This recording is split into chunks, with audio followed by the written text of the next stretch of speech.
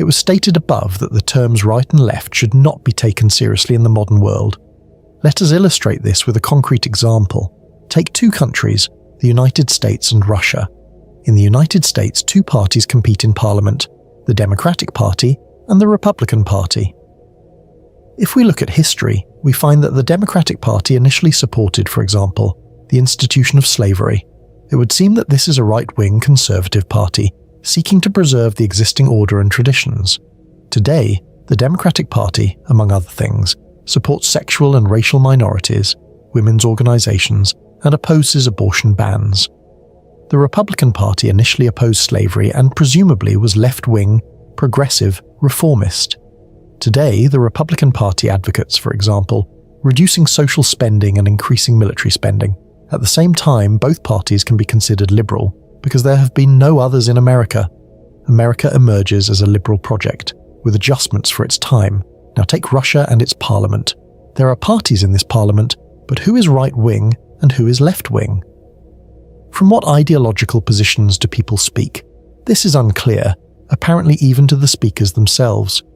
If right and left do not work, then how should people understand each other and how should they speak?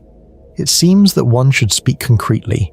That is, not I am right-wing or I am left-wing, but I am a liberal, a nationalist, or for example an anarchist of a certain type, with specific nuances and qualifications if needed. For such specificity to be possible, one needs to take an interest in politics, ideologies, and ask questions, first of all to oneself. One of the ways to find out where you stand ideologically is political coordinates. Despite their imperfections, political coordinates do work, giving a fairly plausible picture that can serve as a reference point. Take such tests, answer honestly, and you will not get lost. Here are political coordinates. The horizontal axis represents economic freedoms, the vertical axis political freedoms. Both axes are closely connected and mutually determine each other. On the left is collectivism, rejection of the market and property. Personally, this immediately makes me uneasy. My heart rate increases, my palms sweat. I understand that nothing good awaits me on the left side. From comrades, censorship, and equality at any cost, I move to the right. Here I see the words individualism, market, and property. I like these words much more. However, a question arises. To what extent? An inner voice suggests that everything should have limits, and extremes are bad. I follow this voice, and a clearer picture begins to form. There are also two more terms, totalitarianism and anarchism. Totalitarianism is also frightening. I view the state with considerable suspicion. First, because a person who enters state structures soon becomes a bureaucrat. Second, because I understand well how inefficient and repressive the state can be. I move upward, but again, how far? Are we ready to completely abandon the state? No, we're not. The same voice suggests that without the state it would be even worse than with it. Thus, libertarianism in its minarchist version emerges. I would like to see a society and an economy where the state is as small as possible, where most things function through market mechanisms, and where there is no authority that dictates what to read, watch, write, say, or think. This is the ideal.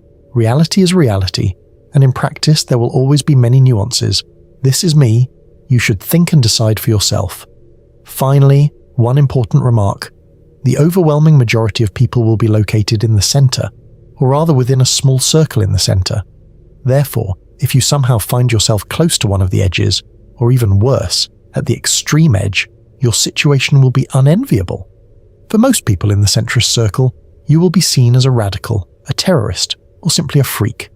You will be accused of wanting to either kill everyone or enslave them, or make them poor, or all at once. In most cases, they will be right.